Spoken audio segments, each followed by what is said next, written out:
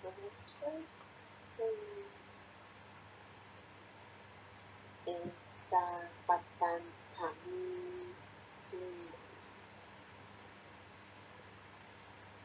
So, um, Pantami is still very much around, although people are calling for him to resign. But it's learning. It's a felony man, so Bobo is not gonna do anything, if anything. Pantami has even extended people's registration for their need till June. So,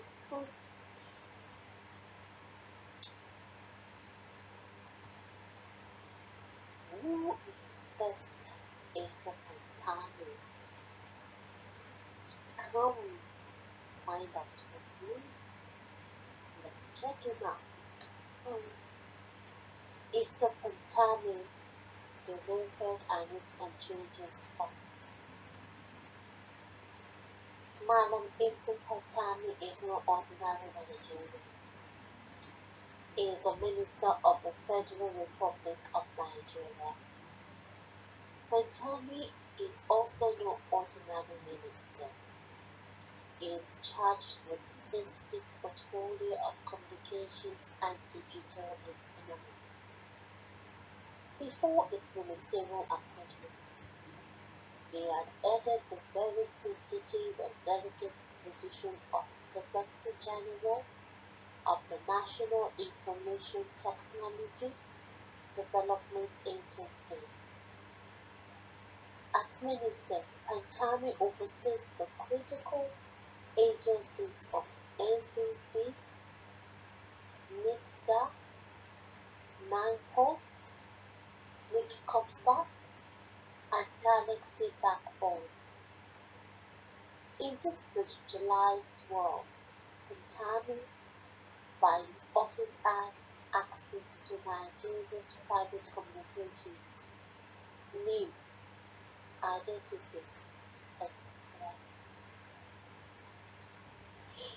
Ordinarily, this would not have posed a problem at all, since someone, a Nigerian out of our 210 million population, was at the ministry in the way.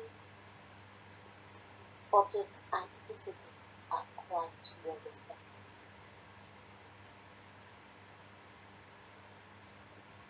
That is what has led to the sudden bedlam and boycotts by Nigerians generated through the traditional and social media routes. How? Why? I'll tell you. Isa is an acclaimed Islamic fanatic, fundamentalist, and supporter of extremist Islamic sects. Taught in Saudi Arabia by fiery Muhammad bin Utaymi, nicknamed Giant of Islam, a cleric who once opposed women driving for fear of mixture of men and women at petrol stations, traffic lights, and police checkpoints. Pantami, as a graduate assistant, started preaching and leading prayers in mosques Christ from his days at the Tafel Balewa University of Belgium, where he had graduated from. He is said to be the chief imam of the Al-Manu Mosque, Abuja, where he preaches. There's nothing wrong about one being conscious maker, including his present to serve teaching during the Ramadan fasting season, Ramadan to win. So, I do not begrudge him of his passionate content. To me, it is even a plus that a minister is still finds time to worship. As a minister, it still finds time to worship with God. After all, the Holy Prophet Muhammad ﷺ, peace be unto him, when asked by the pagans of Mecca to worship their gods and said, "See, all disbelievers, I do not worship what you worship, nor are you worshippers of what I worship, nor will I be a worshipper of what you worship, nor will you be worshippers of what I worship. For you is your religion, and for me is my religion." Surah Al-Kafirun 109 verse 1.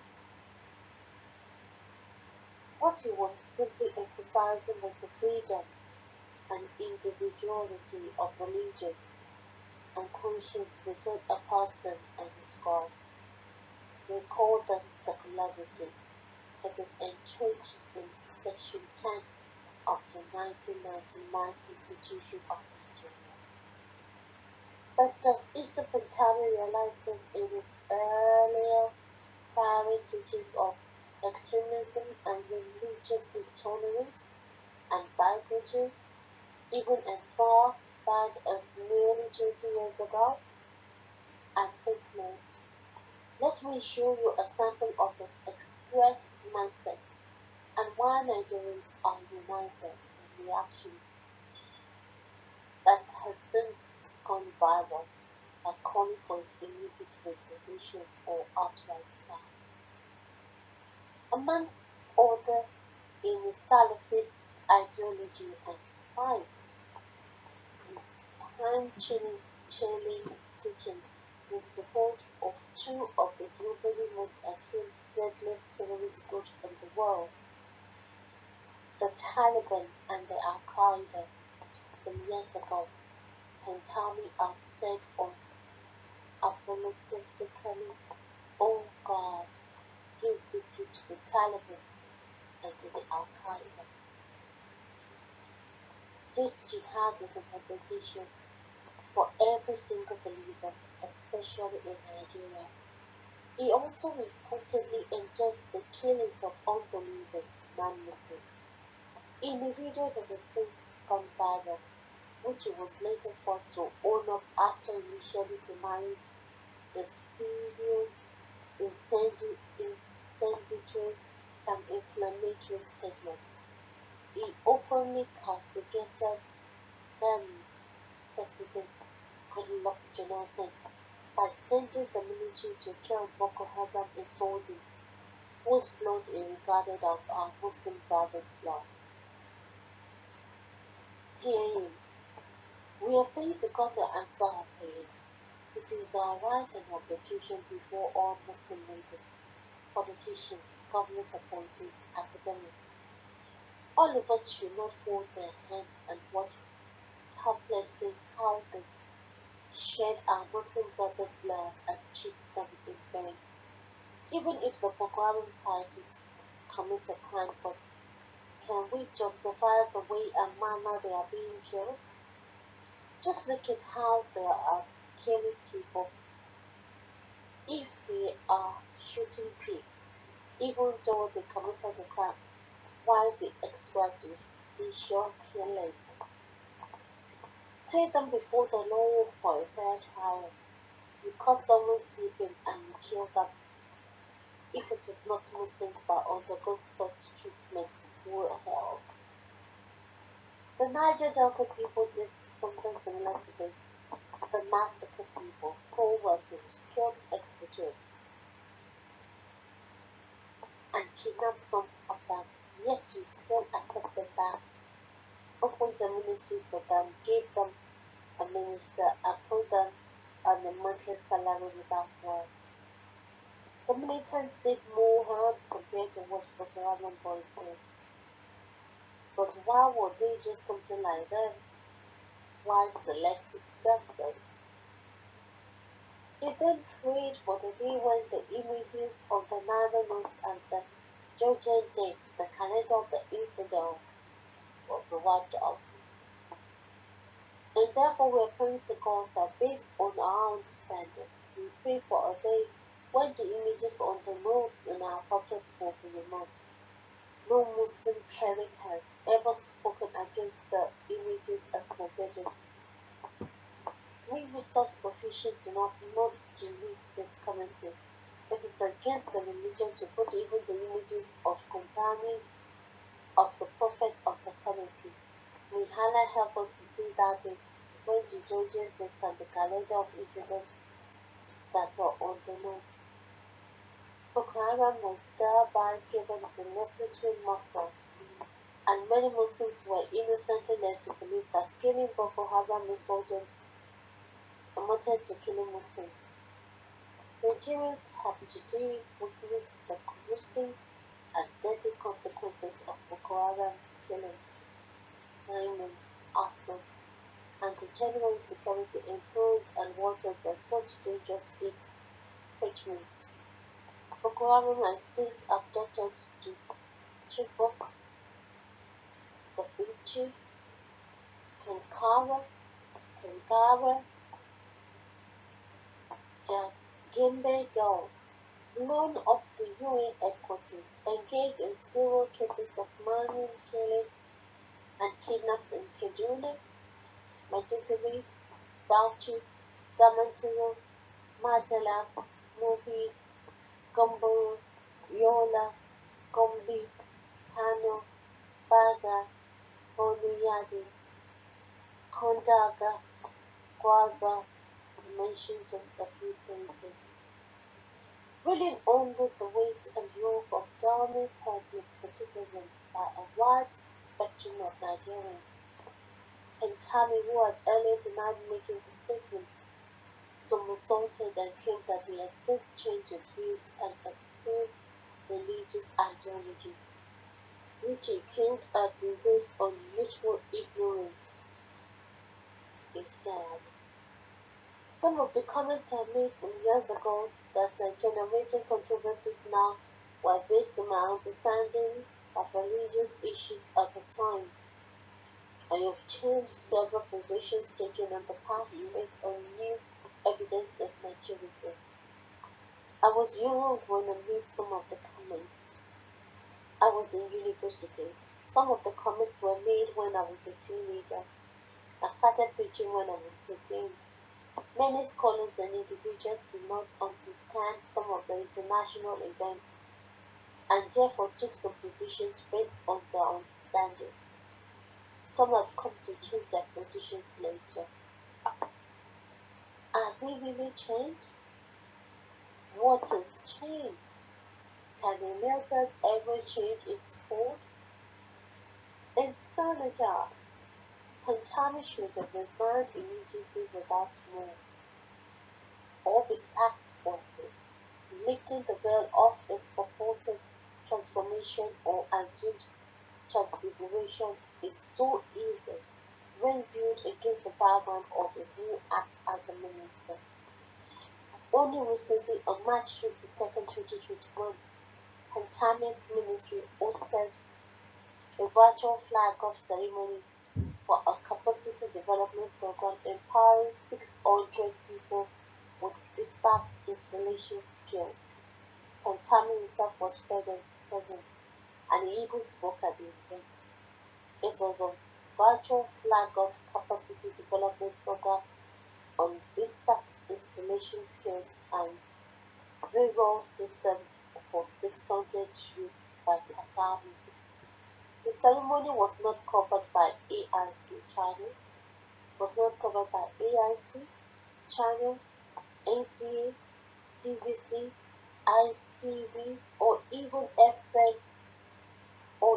FM YouTube channels. Rather, a very little known Islamic TV channel called Africa was contacted to relay an event organized by the whole federal government of Nigeria. It must be borne in mind that Africa is not merely an Islamic influencing learning TV station, it is also an Islam-only TV channel which broadcasts strictly religious matters. Why did President Muhammadu Buhari nominate Pantami in the first place? Can he, as Commander-in-Chief, claim not to have access to information regarding Pantami's dangerous antecedents? I think not. But don't you know the reasons? Simple. Its usual infamous inclination towards tribalism, cynicism, sectionalism, tribalism, favoritism, religiosity, and mediocrity. By the way, where was the DSS, which was supposed to screen Pantami before Islam was sent to the Senate? Why did he turn its focus away from the destructive extremist views of the very minister in charge of Nigeria's information data and unabridged access to same, including name, BVN, biodatas, etc.? What about our planning Roberts can take about stated that was supposed to do a very thorough screening of Pantami? Why did they simply allow the column to pass through the reader's eyes? When will it winnow out the sharp from the real wit? Why has it turned a sacred duty on behalf of Nigerians into a yes-sir, pretty affair, party affair, which suggests that President Buhari can do no wrong or make any mistake? This is reminiscence of Fox's slogan of Napoleon is always right and George always adding reform. For me, Malam Sheikh Dr. Clement Isa Pantami should on the way to resign as Mrs. Kemi Adeosun, former finance minister of one state, where he fails to do this. Buhari should immediately relieve him of his ministerial position. His antecedents loudly proclaim him as a clear and present danger to Nigeria's fragile unity, harmony, and religious and ethnic tolerance. I know Buhari will not do it. At least Nick will sit down there. Yeah, so guys, this is it's in print, it's in black and white. Now it's in audio, so yeah, it's there for posterity. So there you have it, guys. Until I come your way again.